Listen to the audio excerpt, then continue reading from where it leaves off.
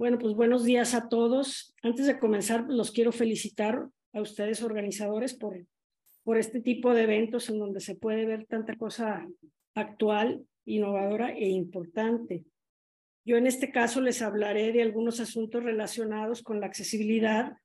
En esta ocasión me centraré en la importancia del cuidado y verificación de la completa accesibilidad de los trayectos peatonales en los espacios habitables, los cuales pueden ser públicos o privados. La relevancia de cuidar cómo llego de un origen o un destino, pues es importante que si no todos los trayectos son accesibles para todos, al menos uno de ellos sea caminable para las personas con alguna desventaja física.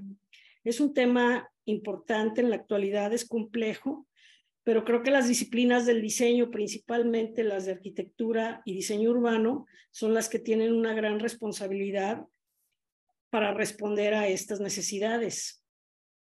La estructura de lo que les voy a hablar es prácticamente la de un protocolo, la problemática, la parte conceptual, la unidad de análisis, la estrategia que se está llevando a cabo y algunos resultados y las conclusiones.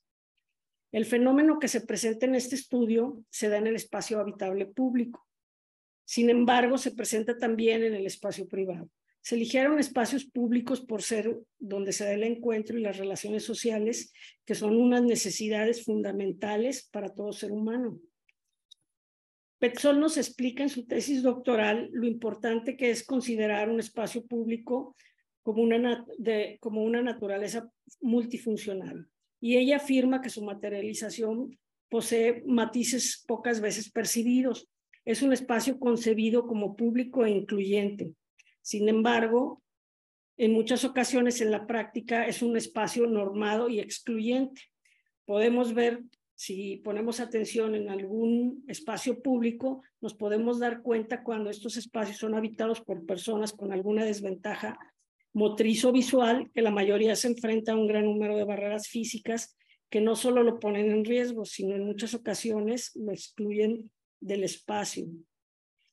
Es preciso intervenir adecuadamente los espacios excluyentes existentes y para ello es fundamental, por un lado, conocer y analizar los trayectos peatonales implícitos, pues estos deben garantizar el uso no discriminatorio y la circulación de forma autónoma y continua de todas las personas.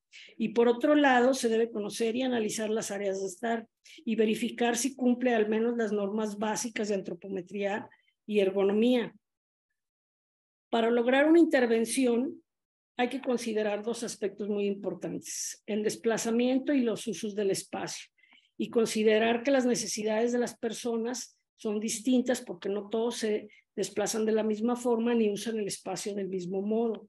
Entendemos el desplazamiento como ese traslado, el poder moverse libremente sin limitaciones ni obstáculos, y el uso, es decir, el desarrollo de la acción en sí, poder disfrutar, utilizar, sacar provecho de lo que hay en nuestro entorno.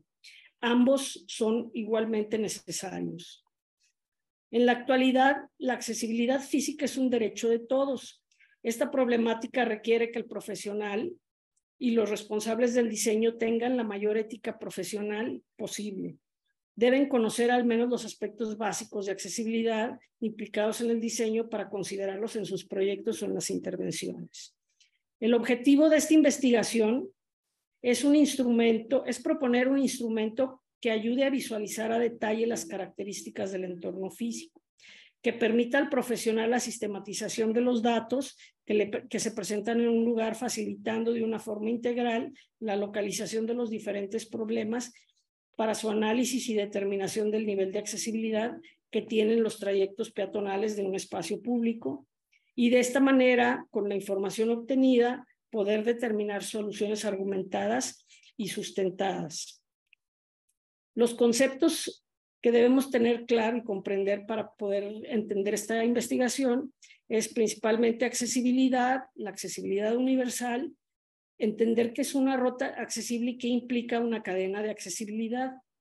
De acuerdo al Gobierno de México, de la Ciudad de México, la accesibilidad refiere a las medidas pertinentes para asegurar el acceso de las personas con discapacidad en igualdad de condiciones con las demás al entorno físico, al transporte, a la información, a las comunicaciones, incluidos los sistemas de las tecnologías de información y las comunicaciones, y de otros servicios e instalaciones abiertos al público, de uso público, tanto en zonas urbanas como en rurales.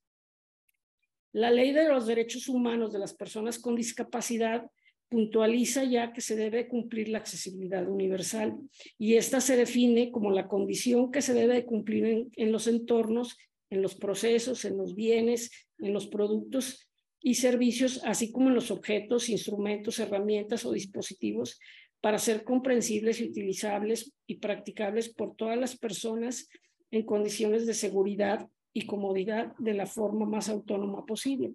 Aquí podemos ver cómo todas las carreras del hábitat están implícitas en este gran compromiso. Es muy importante contar con rutas accesibles, y estas se entienden como esa parte de una vereda, de una circulación peatonal que debe de tener un ancho continuo, debe de ser apta para cualquier persona, debe de tener un pavimento estable, sin elementos sueltos, con superficie homogénea, antideslizante, en seco o en mojado, libre de obstáculos o de cualquier barrera que dificulte el desplazamiento o la percepción de su recorrido. Se deben de lograr con eficiencia las cadenas de accesibilidad, y esta se entiende como el conjunto de elementos que en el proceso de la interacción del usuario con el entorno permite la realización de las actividades. Aquí podemos ver de qué sirve, por ejemplo, una persona con desventaja motriz llegue a un lugar que tenga elevador si no puede acceder al lugar, o ir a un salón de eventos donde va a haber una boda, por ejemplo, y no puede entrar a los servicios sanitarios. Entonces, desde ahí bloquea esa cadena de actividades que se van ligando. Cualquier ruta debe permitir el acceso y uso a toda la población, a toda la comunidad. Las rutas accesibles pueden ser exteriores o interiores. Se componen de elementos que se van conectando entre sí para hacer uso de espacios y servicios en un inmueble, en una edificación, en un predio o en un espacio público. Para adecuar algún espacio existente se debe considerar o buscar la ruta más corta, se debe buscar la que presente menos obstáculos y la que conecte con los servicios principales. El fenómeno que se está estudiando se presenta en la interacción entre el usuario y el entorno físico, y las variables principales son los usuarios, las dificultades que presentan y los niveles de exigencia. Los usuarios, por su diversidad, hay diversidad motriz, visual, auditiva y cognitiva, que son los sentidos físicos sensoriales. Y las dificultades se observan al maniobrar, al salvar desniveles, al alcanzar, al controlar algo, en la comprensión de algún mensaje. Los principales problemas que enfrentan los usuarios en estos entornos urbanos o rurales al desplazarse es el de salvar pendientes pronunciadas, de niveles aislados y escaleras, tanto por problemas de fuerza como de equilibrio. También dificultad de pasar por espacios estrechos, dificultad de recorrer trayectos largos sin descansos, en este caso para los adultos mayores, mayor peligro de caídas por resbalones o tropiezos por la dificultad en la motricidad o por algún bastón.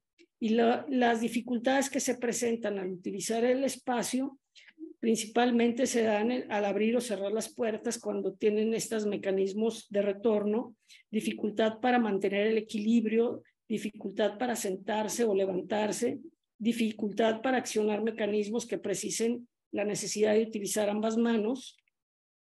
Actualmente en Europa se utilizan los requisitos DALCO para las evaluaciones de accesibilidad de estos entornos urbanos, de edificaciones, de productos, servicios o medios de comunicación. Y el objetivo de estos requisitos es lograr que los entornos puedan ser utilizados por todas las personas.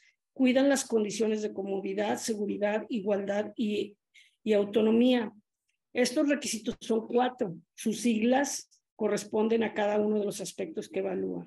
La D corresponde a la deambulación, que evalúa los desplazamientos. La A corresponde a la aprehensión, que evalúa la manipulación de los objetos al interactuar con el entorno, refiriéndose si se puede alcanzar algo o se puede alcanzar algo adecuadamente.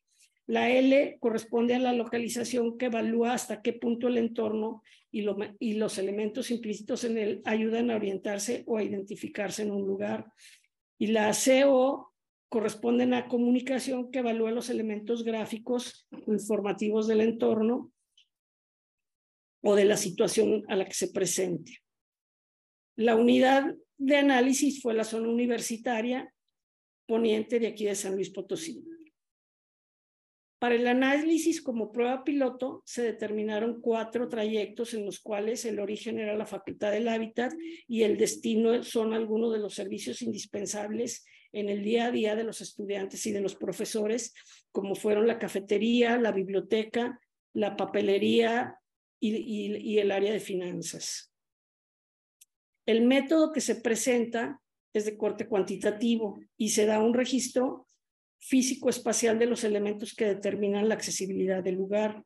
La aplicación del instrumento se realizó en estos espacios abiertos, pero pueden ser en los privados también. Los resultados aquí muestran la localización espacial de las diversas problemáticas para poder determinar las acciones que garanticen la accesibilidad.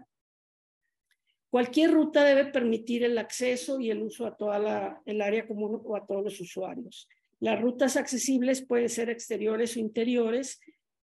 La ruta accesible se compone de elementos que se van conectando entre sí para hacer uso de los espacios y servicios de un inmueble, edificación, como ya se dijo antes, un predio o un espacio público. Cuando se adecúa a un espacio existente, se debe buscar la ruta más corta y se debe de buscar que haya los menos obstáculos posibles y que conecte a los servicios principales del lugar. Se definieron como estrategia 8 pasos que permite sistematizar estas evaluaciones. Primero se identifican los trayectos más frecuentes e indispensables. En ese trayecto se localizan las rampas, las escaleras, se localizan las principales barreras y se les asigna una nomenclatura.